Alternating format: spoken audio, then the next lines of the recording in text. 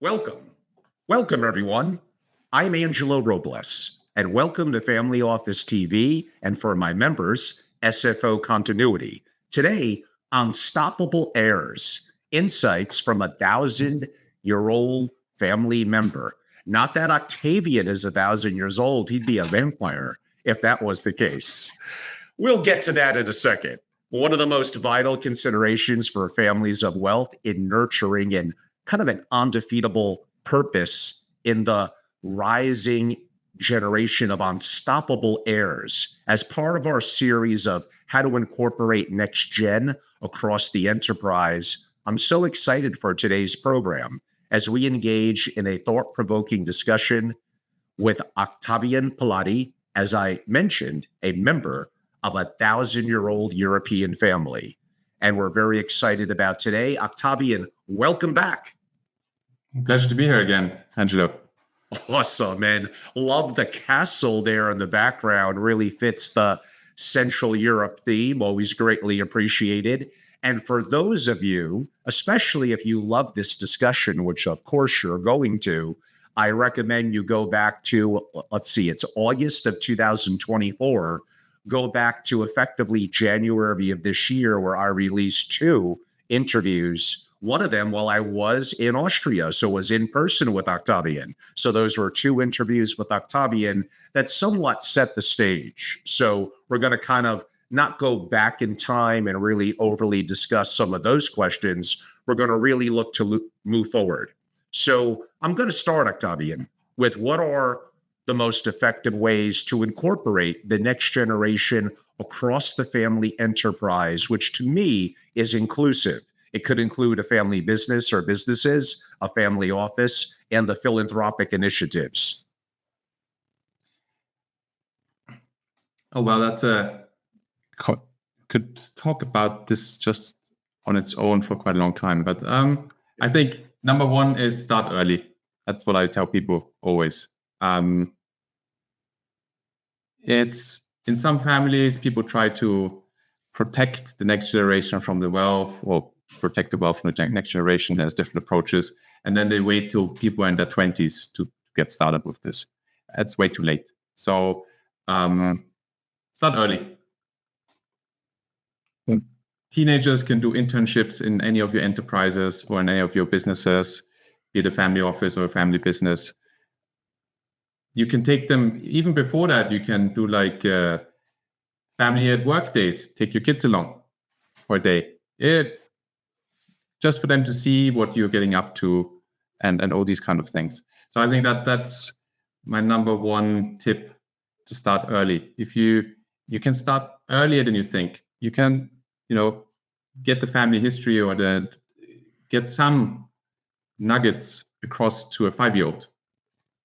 And that's when I say you should start. Which reminds me, I remember reading if a child is exposed, I think it's by age 3, to above average number of words, which by the way would be above 3,000. So let's say 5,000, that it generally in the studies that have been done by psychologists has had a positive impact on their ability for communication and to be fluid, for lack of a better word. When that is coupled with positive affirmations from the parents and those around the child. Not to say that they're Superman or woman and could do anything, but the opportunity for them to have, you could do this, you could accomplish it. It's not supposed to be easy, it's hard. We're encouraging you. That a combination of those factors, even when a child, again, in my example, is under 3, are valuable considerations. With your experiences, how have you found that to be true? I need to think back a little bit. Back a lot. I think, quite a lot now. So it's quite interesting. So I can agree to that. So when I look back at my experience going into school later on, my thesaurus of words, I think that's the right word to put it, was bigger than most other students my age. And that was partly due to the way my dad, for example, decided to speak with me when I was already at a very young age. So he would read to me from newspapers or really difficult writing. So not children's books. He could not read children's books to me, I think, because it was too boring for himself. So he picked more difficult. So he picked more difficult stuff, which had a positive effect there, I think. So, and you get that exposure only if you spend time with people. I think if you put your kids in front of a screen all day long or leave them to their own devices, they don't get exposed to interaction with other humans, so they can pick up, what words. So if you say a word, the word in itself carries meaning, but the way how you say it and how you portray yourself adds meaning to how the word is supposed to be used. So if you think about it, there's many words in our language where you know what they mean from how you heard them being used, but you can't define what they mean. So if I ask you for certain words, define what it means, you won't be able to tell me, but you know how and when to use it. And that's what you pick up from interaction with people as a child. Of course. I mean, I think the big picture that we're talking about is there's a responsibility to be a parent. Whether you're of a family of wealth or not, you don't know what you're going to become or potentially what they're going to become. And it's an obligation and a sense of love, I would hope, where you want to put your child or children in the best position to succeed. And an example of exposing them to not just a loving household, but to the opportunity for learning more words, as you noted, if that's been proven to have a positive impact, and positive affirmations, I think, from my experiences and also working with families. And then, like you said, you originally noted teen years, but potentially definitely earlier, the opportunity to engage them in the reality of the family business, the good and the bad, the challenges, coupled with, again, giving back in philanthropy. And if they have a family office, understanding the role of money and finance and how the world works. Ironically, these are all things that are kind of not really taught traditionally in schools. So the opportunity and obligation of a parent, whether poor, middle class, rich, or single family office rich, it doesn't, your being busy is not an excuse. You have to find the time.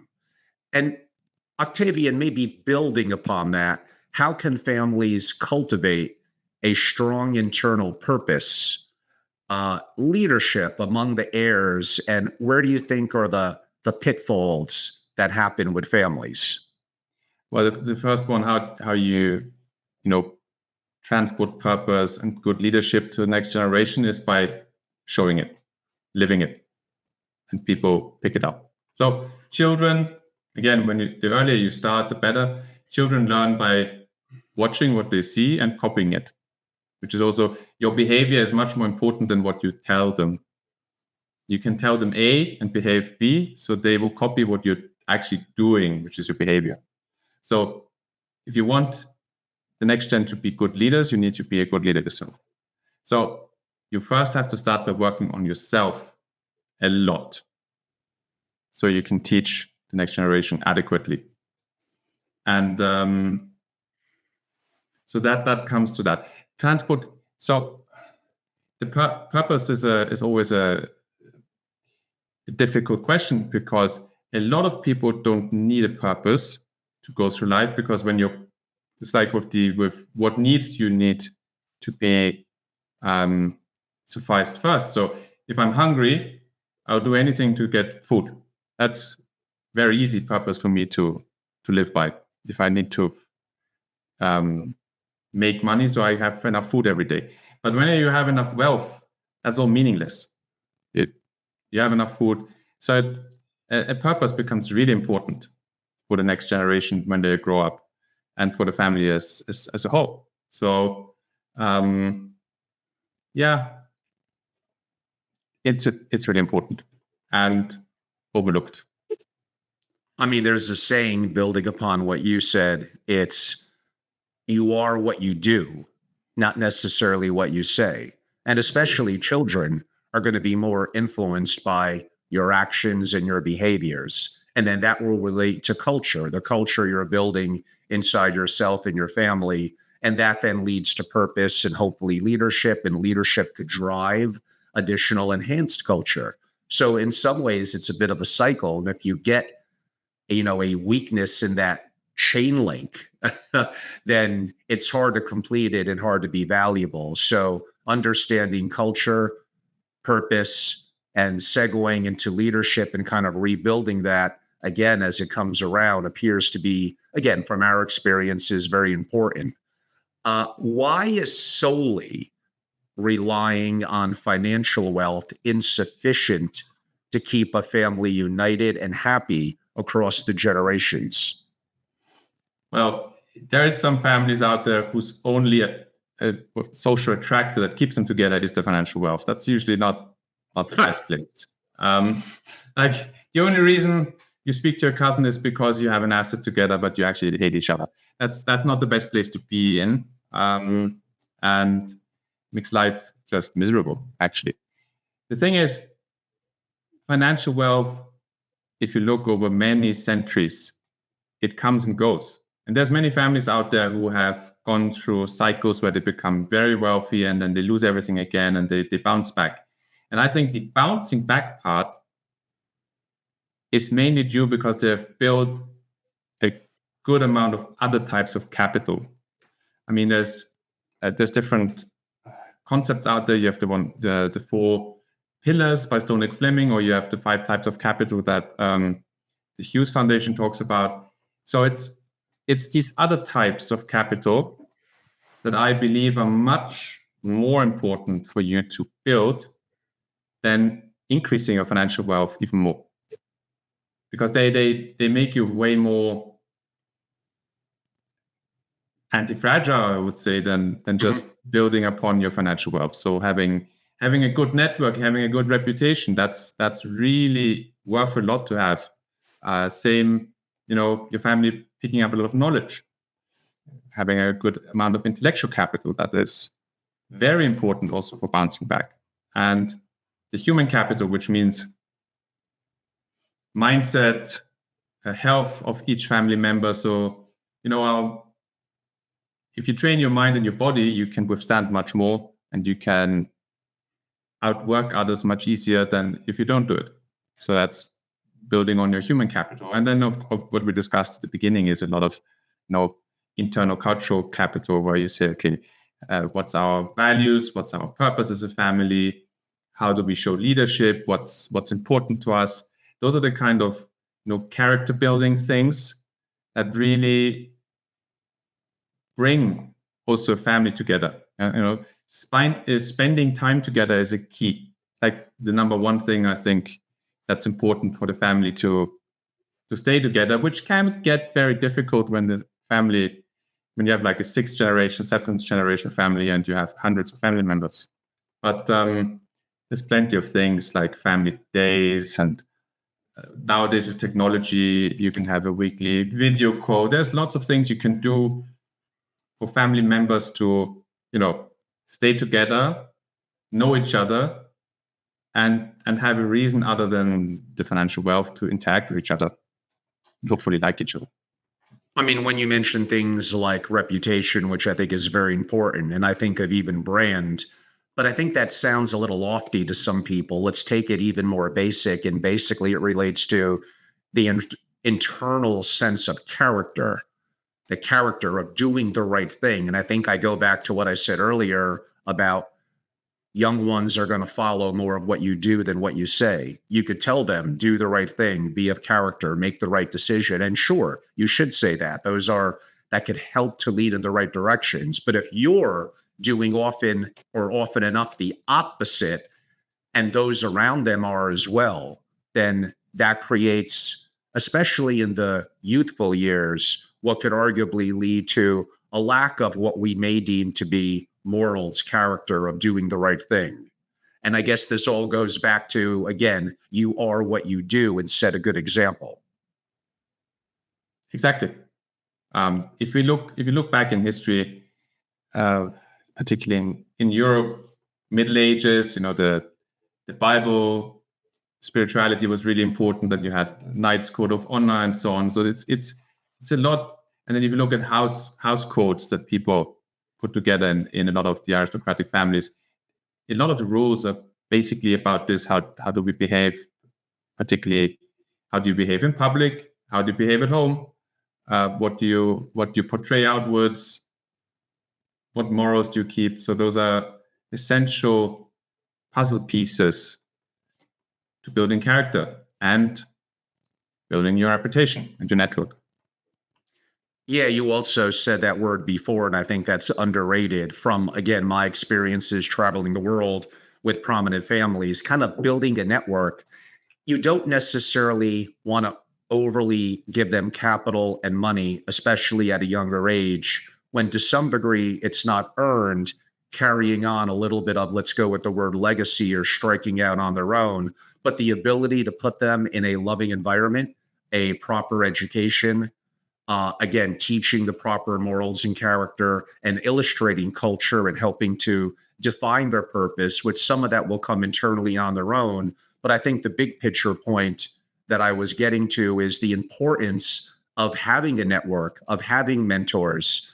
And that is one of the most valuable things that a family of wealth could pass on. Imagine in time building up a network of incredible people that encourage and motivate you, that inspire you, that are people you could count on for good advice. At the end of the day, you got to make your own decision, of course, but having the right thoughts around you of the right people, coupled with the network around the world, how powerful that is. That is a degree of, why is that less so than human capital, than monetary capital? I think it's a very, very valuable force, especially in today's world with interconnectivity and the internet and the advent of everything going on technological. Having a powerful network of influential people that you earn over time, especially, is very important.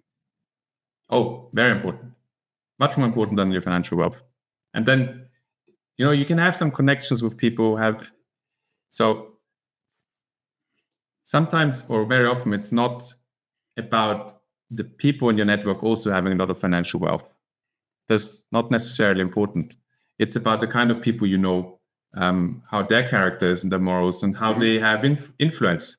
There's a lot of people out there who hold no station of authority, official authority, but they have a lot of influence. It's just how the different, you can have influence through your authority, or through authority, the position that you're holding by, let's say, being a president of a country. And then you have a lot of people who have influence because they're known and listened to. So, and it's the same in families, with the great eminence and all these kind of things. So, of course. And I will go back a little bit to our earlier interviews. Not that you shouldn't watch them, everyone. Of course you should. But there are a couple of topics that I brought up that will probably be a little repetitive here, because I think they're important in the flow of the conversation. And I also want this video, to its own degree, be standalone of great quality. You mentioned, in going back hundreds and hundreds and hundreds of years ago in your family, and this could relate to the verbiage of networking and connectivity with the people. And I remembered, Octavian, don't think I forgot, that 3 important areas back in those days were having effectively ears to the ground, having an understanding through clergy, through military, and effectively through political. Those were 3 incredibly influential areas, not just impacting, I guess you could say, thoughts of the people, but keeping ear to the grindstone as to how the people are thinking and understanding the nuances and being, in my opinion, sensitive to others. Now, in today's times, could I argue some of these things have changed through philanthropic interest, through media, through investment banking, through financial, and industries of influence are different now, per se, to some degree. There's probably something we could learn from looking in the past. But I do think this relates to, again, the importance of building, if you want to use the word, it sounds a little onerous or ominous, but a powerful and influential network. And you have to understand, just like clergy, military, and politics did back in the day, there are positions of authority and influence now that would be important for someone who does look at things from a global perspective to advance their connectivity and their network into? Definitely. So sometimes people misunderstand traditions in, let's say, your family, and you've had a law firm for the last 3 generations, and every next generation is put under pressure to study law. So if everybody in your next generation studies law and joins a family firm, you have a very narrow avenue, don't you? All lawyers doing the same thing. It's actually very good if you have people in the family that are not interested and they don't study law. They do other things. They venture into other industries, other regions in the world, and that spreads your network and gives you a much wider base for the family to stand upon. Maybe you've been a lawyer family for 3 generations, and in the future you'll do something else, marketing or I don't know what. So gives you better understanding of the world, gives you, as you called it, more ears to the ground in different things, and makes you more resilient and robust when it comes to changes in the world and times of crisis, for example. You nailed it, Octavian. The words resilient and adaptive, because you have different mindset within the family unit that is so important, again, to build and to create. And I think that relates a lot to what you spoke about earlier. And now you really nailed the value. Too many families of first generation that made it in a certain industry, whatever, hedge funds, finance, even traditional manufacturing, they think that everyone needs to be an entrepreneur. Everyone needs to be a person of business and finance. Is it important to potentially have that to refurbish wealth and keep an ear to the grindstone in those communities moving forward? Absolutely. But does it help when others, like you said, may go into legal, may be more of a creative type and go into philosophy or the arts, then may go into education? We don't judge. They're not judged on the amount of capital per se that they're creating, because the family has that financial bucket, at least for now, kind of taken care of. Now, that could segue into a totally different discussion about the family office, the monetary part of it, and the importance of keeping it internal and not trusting necessarily as much in outside conflicted forces. But we could save that discussion for a different day. But it is important, in my experience, that there's a diversity within the family, which is probably organically going to happen as the family unit expands, and not to discourage that, because I think it actually helps the family, like you said, become resilient, become stronger, assuming they keep their lines of communication open, that they're doing certain things where they're making decisions together. And I guess that relates to exactly what the word governance is. So there's lots of steps along the way where, unfortunately, the family could trip and fail, which is why many families don't make it beyond 3 generations. When you look at your family going, I don't know, a lot of generations, probably over 100, is there any commonality and traits that you acknowledged and picked up that others could learn from? Oof. Need to think back. So, when you're young and you get told all these stories about your family and you're only listening with one ear because you rather go out and play or do something else. These moments when I'm like, I should have listened more. But yeah, it's, again, looking back, I think what a lot of my ancestors tried to do was do the right thing, and that's always not always true for every family, but I think in my family, in most generations, and everybody had their own definition of what is the right thing to do. But from my understanding, they all had their own way of going about it and tried to stick to a very moral compass of doing things. So sometimes even decisions were made because they were the right decision to make, even though they incurred financial losses. But still, it was that moral compass. And then I admire certain people in my in my family going back because of their sense of adventure. And again, it's probably the stories that are really more interesting to listen to when you're a kid, of how they ventured out and had their went on adventures. Being of wealth and an aristocrat, life was a bit boring. So a lot of people in my family decided to, have some fun experiences, albeit also dangerous. So that combination of having a moral compass and trying to be a bit more risk taking, I think those are two traits that I really, really like to look at. I wanted to add this thing to what we discussed before we continue, as well as with the different people with different skills and so on. Because today's conversation is about how we can integrate the next gen into the family firm. Even if you're, let's say, with the example of the lawyer's firm, and you have people doing other professions, you can set up family committees where you can integrate the next gens, where they can bring their knowledge into your existing structures. You can have a marketing committee, you can have a digitization committee, and you can put next gens onto those committees who have relevant experience in those fields, even if they have nothing to do with the law firm. They will bring some perspectives and ideas into the work process. That brings up a lot to discuss in a relatively limited amount of time. But briefly, of course, every family needs to have a mission statement that hopefully is collective, needs to have a vision statement. I'll use that verbiage. And obviously, a family constitution. Now, where it gets a little complicated to me is how deep do you go on a variety of family boards and committees? That's not to say that I'm disvaluing them. I think they are important. I think they sometimes could become a crutch. I think they sometimes could get overdone and be hierarchical, and they could lead to a loss of speed in decision-making and being overly bureaucratic. So I agree they're important, but how do you actually implement it in reality to make sure that it doesn't impede upon family communication, decision-making, and it may teach fragility as opposed to anti-fragility if it's overly, in my opinion, full of bureaucracy? Well, first of all, you need to distinguish between the right of opinion and the right of decision.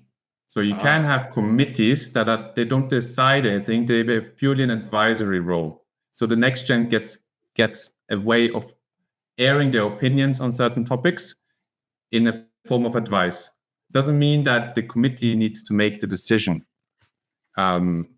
What you can also sometimes set up is say, okay, we have this committee, and only in certain situations they have decision-making power. So that could be also something you can have like a mixture. And then decision-making is always, so I forgot where I read this, but in good times, decisions are better made by a diverse group of individuals with different discussions. But in times of crisis, often it is one individual that takes leadership and then does better in times of crisis because you have more pressure, more speed. So I actually think that if a family finds a way to set up their decision-making structures the right way, they can try and harness both things depending on what time they're going through.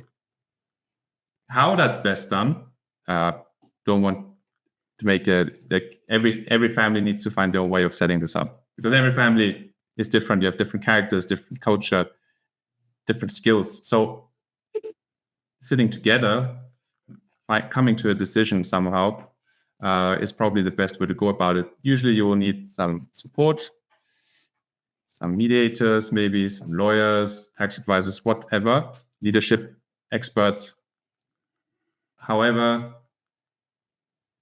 it depends on the situation a lot. What decision-making structure is the best to choose. But I agree with you. Bureaucracy is never a good thing. If it comes too bureaucratic, you lose speed, and that's often kills everything. Yes, or provides a perception of safety nets. In some cases, that may be accurate, but in others, it's a tremendous detriment and leads to fragility. How does entitlement in children, which very negative, lead to often compensatory behaviors, and how can families present or prevent this to ensure leading a meaningful life when they're younger, entitling them with saying yes to everything, giving them money, potentially becoming arrogant and disrespectful of others that may not have had the good fortune that they have. And unfortunately, this happens too in certain families. And I could assure you, will absolutely lead to the family not sustaining generationally. But how do you guard against that? Because if we grew up more humble and had a success, there is a tendency sometimes to think that you're a king, that everything you touch is gold, and you want to sometimes overcompensate, including to your children, and give them maybe good meaning initially, but give them what you didn't have, and you go overboard and you take away the learning process and the challenges to them, and they don't grow as young humans. Yeah, I think the entitlement problem often comes along in generation 2, because you have generation 1 build it up. They sometimes come from very humble beginnings, and as you said, they come with the mindset of saying, oh, I want to give my children what I didn't have. And that can backswing a bit into the topic of entitlement. Still, I think entitlement is a word that's thrown around a lot. I don't like it a lot, personally, because a lot of next gens are labeled with being entitled when they're not. They're just trying to figure out how to go about the family wealth and the legacy that has been put upon their shoulders by birth. And I think that by being overly worried and anxious about entitlement, you actually create it. It's because you change your behavior, and it's just try and think about, okay, my kids obviously grow up in a world where we have more wealth and they will have more amenities that others in their age group will not have. And how can I educate them to see, first of all, that this is not normal? They're in a privileged and special situation. So it's actually good if they interact with kids from poorer means. And also, like, nothing hits home more than if your kids visit their friends for a night over and they get to experience what it is like to be in a not wealthy family. And something so my dad has gone a lot about living in humble means, because we lost our estates after World War II. So for 10 years when Austria was in Russian occupation, my family was essentially poor. So my dad, for his first 10 years of his life, grew up in poverty as a refugee in Bavaria. So that's something that he took with him, and he would, for lack of a better term, and I call it, he would take me along and we would practice poverty, where we had this cabin in the woods here with no electricity, no water, and he would take me there, and he would say, oh, today, if you want to eat, you need to pick some berries and some mushrooms, and there was no food, things like that. And he said, that's what it was like for me as a kid. And those are some experiences that were very valuable. Or, for example, even though we had a lot of money, I would usually be one of the kids given the least pocket money from the parents. My parents did not give me a lot of pocket money. So I was, at a very early age, I was always wondering, how can I make my pocket money bigger? selling sandwiches at break time to other kids and things like that. So,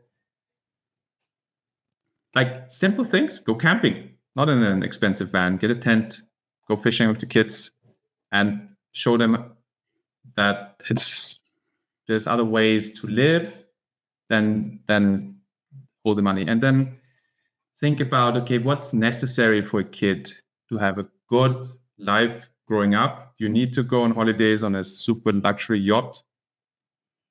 I mean, if you want to do it, you can do it, but maybe without the kids. I don't know. Again, there's no clear recipe where I say, okay, if you do all these things, you will get it right, and it's going to be magically great. But as a next gens are often torn, between, you have a certain pressure from the family's legacy. If your father built a business of $200 million, you have this pressure to think, okay, if I don't do this too, I'm a failure in life, for example.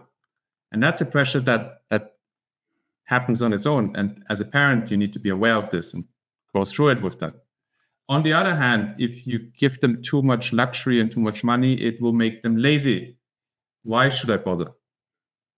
Okay, making it 200 million, we already have that money. I'm not going to be able to do it, so might as well enjoy it. Who cares? So it's getting this, if you look at the stress performance curve, which is a normal distribution, you want to try and get the kind of environment your kids are in right. You want to give them just the right amount of pressure so that there's not too much pressure for them to grow a character and break from the pressure, but you also don't want to give them too little because then nothing happens. So I think that depends on your family situation, where you live, how you live, to get that right. Excellent. You mentioned earlier storytelling in the family, and adventure as being a young one was something that caught your attention. You mentioned that as well when I saw you in person, and even pre and post our interview that I did when I was in Austria. I take it back to the word that I do use a fair amount, courage. Facing a fear. If you're not afraid and you do it, it's not necessarily displaying courage. If you face something, now again, hopefully the consequences aren't overly dire, and you look fear in the face and you overcome it, I think that's kind of a lost art. And I think it is important to help teach the rising or next generation what could amount to resilience and potentially some level of anti-fragility. Is you need to do things that are sometimes you are going to have an internal fear. You're not going to be clear of the exact outcome. You might even have a limit on what you could control in that outcome. So how do you encourage courage in a rising generation of a family of success? I think it's a culture thing as well. It starts with your parents living courage and showing it in little things. And it starts with you letting them have at an early age their experiences. If you get rid of all the risks in their life, they're going to grow up not being able to make their own decisions. So it's starting early again. Let them climb that tree. Okay, you might fall down. It's a danger. It's part of life. And try and create an environment where they have ample opportunity to be courageous and fail a lot without the consequences being so bad that it's going to break them. That makes sense. So don't give them an opportunity. If you let them try something out where they end up in prison and you need to bail them out, that might be a bit too big. Let them try something a little more low key. So that was going to be another point in a sec. Yes, and it's about teaching people. So there's a lot of situations where being courageous is an easy decision. And then there's other moments where being courageous is a very difficult decision. For example, is it a one-way street decision you got to take where to be courageous, or is it a two-way street? What do I mean by that? There's certain things where you can be courageous, but if you take that risk and if you try it, there's no way back. And then there's many other things in life where you can try it, be courageous, and if it doesn't work, you can go back to where you were before. So one is very easy. If I can go back, if the consequences aren't too big, why not? Why not try it? Have a go at it. And the really hard ones are, okay, if there's no way back, if I take this decision, it's a very big one. And that's way more difficult to do. And if you want to practice stuff, go to the other ones first before you try the big ones. And one question I ask myself a lot, and I think I've seen it being taught to the next generation work really well, is, will you regret not being courageous? or not taking that decision. If you have the feeling like, okay, if I don't try this, I won't regret it, then you don't need to try it. But if you have these opportunities in front of you where you really feel, okay, if I don't try this, I will die regretting not trying it, then go for it. 100%. We spoke in the past about the greatest threat to family continuity is the family. However, converse of that, the greatest advantage to the family is also the family. How do you help foster in a rising generation the understanding? Because it sounds onerous. Oh my God, I'm technically the greatest threat, but you're also the greatest advantage. And again, that may feel to be a burden, and it may feel like I need to be a steward, which on the surface sounds not so bad. But when you dig deeper into the word stewardship, it may come with a burden and obligation that is unfair to the rising generation. I think optimism is the key word here. So if you keep telling the next generation about how, if they fuck it up, sorry for the terminology, they're a threat to the family, that's how you create the threat. So I think being optimistic and focusing on the advantage. So saying, okay, my next generation, they're the future. There's a lot of opportunity in my next generation. How can I foster them? How can I support them? How can I make sure that they are growing into the types of humans that we want them to be? Focus on that and not so much on the threat that they could pose. Of course, there's differences. Like if you have a family member that has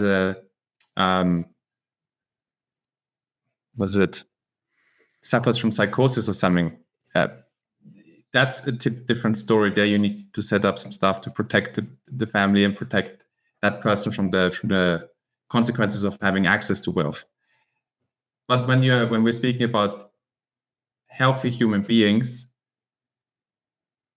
support them and give them the opportunity to grow. I think instilling a growth mindset in them and showing them that the way forward is to grow and improve steadily is the way forward. So I'm not so much, yes, you can focus on the threat and you can focus on the pessimistic view of things and put things in place and try and, but that will create the opposite of what you actually want. Where focus goes is where energy flows. The word is actually, that saying is very true. If you focus too much on the threat, that's exactly what you are going to create. If you focus more on the advantage, you help the next generation to flourish and become stronger individuals. And that's the best. I think that's the best recipe to balance that out. I'm always interested in, to some degree, how decisions are made. We could argue that goes back to governance, of course, but how to think critically. Now, some of that is going to be inherent relative to IQ, but we could all maximize our capability of getting the best out of ourselves and making better decisions. Some, being a little tongue-in-cheek, may learn how to play chess well, learn how to play poker, learn how to make decisions quickly. And I think there's absolutely some level of truth to that. I think it's important, even at a younger age, to debate ideas and philosophies, to disagree with the elders, but back it up with the best of your capability as to your reasons why. Even if you get whipped in the debate or the argument, I actually would respect that, because you're going to get better, not only as you age and your brain evolves, but effectively as you simply get better in the art of communication, of listening, of quote unquote debating. So critical thinking, if I want to use that verbiage, to me appears very, very important. And to assume, again, that it's only going to come inherently from IQ and from what you learn in school, I think is part, but only part of the picture. So I can't remember where I read that, but people with high IQs, just to get the IQ thing out of the way, they either make some really good or terrible decisions. So if you're very smart, you are usually either you see all the problems, that's why you get into paralysis and don't make a decision in time, or you're just way too confident that you are the smartest in the room and you'll make the right decision. So, and often people that are not that smart, but smart enough, are more successful in life because they don't worry so much, they try out things, and sometimes they don't see as much. Also, if you look in decision making, and if you just Google biases and look at all the biases that are out there that influence the way you decide, there obviously is no objective way to make a good decision. Like any decision you make is influenced by a host of factors, your experiences and everything. And I'm a big fan of teaching people, first of all, if you can't make a decision, if you have to make a decision in something that you don't know a lot about, try and speak to some people who are more educated in that area. And secondly, our subconscious is a supercomputer compared to our conscious. So yes, critical thinking is really important, but I think experiencing a lot in life, learning a lot in life, feeds your supercomputer with information and data that helps you make, for a better lack of word right now, gut decisions. And gut decisions tend to be pretty good. So that there's like Gerd Gigerenz has done some work on it. I think also Daniel Kahneman has in one of his latest books written about it. And if you look at CEOs who make gut decisions, they're more successful than people who only rely on critical thinking or on conscious decision making. So that's the first thing. And secondly, chance, randomness is a better decision maker than humans. So if you struggle to make a decision, you don't know what to do, flip a coin. And I'm being honest here, I sometimes use it. And because the coin is not influenced by any biases, it's just, if you flip a coin, there's a 50-50 chance. And that sometimes likelihood of making a right decision by flipping the coin is actually better than what you come up with. Very interesting. Great advice. Why is preparing the rising generation more valuable than simply protecting them? And maybe this relates to the family and the family office. If all you do is protect, and you don't encourage, again, I used the word courage before, and risk-taking and understanding that there are risks that are too dire because there's certain consequences to them, that you have to teach capacity and capability to truly prepare the heirs to be more anti-fragile, as opposed to only protecting them. You're not going to be around forever, and you're not encouraging them not only not to think for themselves. You may be well-meaning. I could argue you also just may want to make your life easier. So how do you constantly foster preparing versus overly protecting? Of picking up on what you at the end said, you are not there for all their life. So protecting them only works to a certain point, and then it stops. And then they have to fend for themselves. So I think it's better approach is to actually try and prepare them to be able to fend for themselves. Secondly, the protection works to a certain, again, it works to a certain point. Give you an example. I know a few next gens who grew up believing that they're middle class, and then one day they actually realize that they're very wealthy. That usually doesn't go so well. There's a lot of things. So, but when you're in your 20s, it's too late.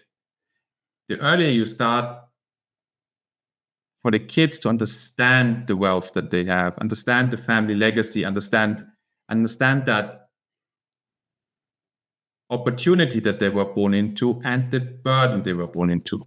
So wealth, your family wealth isn't just great, and it's not just bad, and it's a balance. So like there's some good parts about it, and there's some bad parts about it.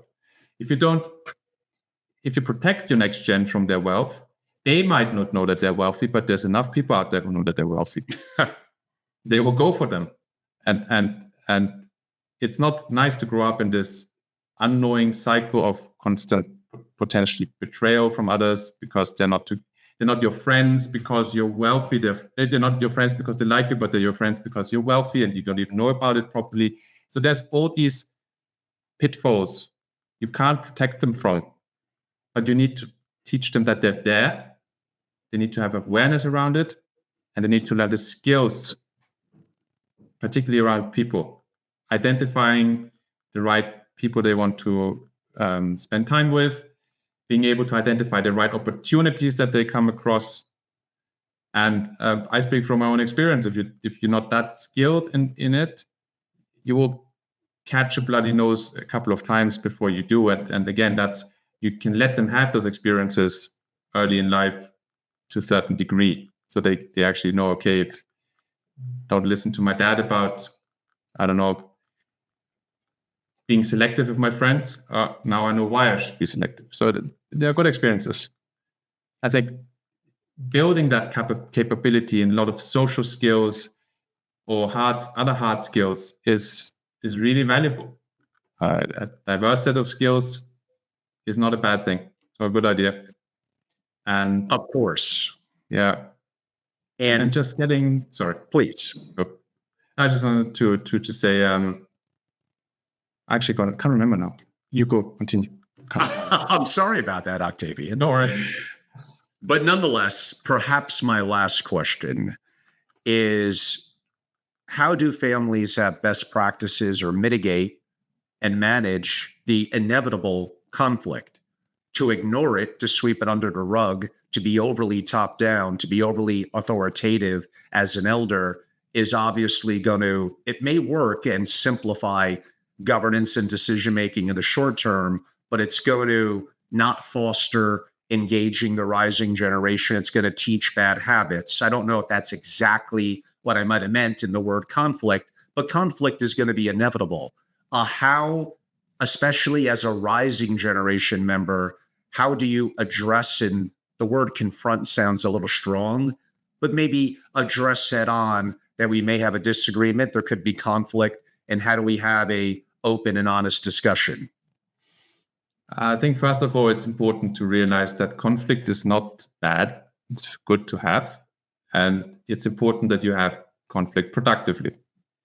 If you just scream at your elders, it's not going to help a lot. They might scream at you, but if you know that conflict is important to be productive, you will have an easier time dealing with it. And I can encourage any next gen who wants to challenge their elders, prepare ahead and prepare well. There's a few really good books, Vital Conversations or Talk Lean out there, Getting to Yes about negotiations. Educate yourself a little bit about how to have disagreements productively, how to have difficult conversations without losing yourself and just shouting. Again, I speak from experience. When you shout at your elders, it's not going to make things better. Actually, it has the opposite effect. So it's important to know how to manage yourself in these discussions and be creative with your solutions. So say you disagree with an investment that's about to be made, and it's a large investment. And instead of trying to convince your parents to make the investment in how you want it to be made, suggest them, say, okay, let me have 10% of what you're about to invest instead, and let me try my way, and you can do your way of 90%. It's not what you are, and that gives you the chance to show that your idea would have been better. Maybe it wasn't better. Then you also know that your idea wasn't better. So come up with these kind of suggestions, and they're often more welcome than you think they are. Very good point. We probably have about 2 minutes left. Now, in my third interview with you, what would be a question that, Angelo, you should have asked this question? relative to the subject, or maybe other interviewers have missed it as well. What's the question that you want to be asked? And I'll give you 2 minutes to answer it. If there's anything, maybe I covered everything, but I doubt it. I need to have a. Oh, damn, I guess I did a pretty good job in 3 interviews collectively. yeah, you've done a good job there. I have to say that one question. I mean, it's a difficult one because on the topic of family, it's endless. True. Probably, maybe something when it's about getting the next generation into the family firm. A topic that will come up a lot is equality and fairness.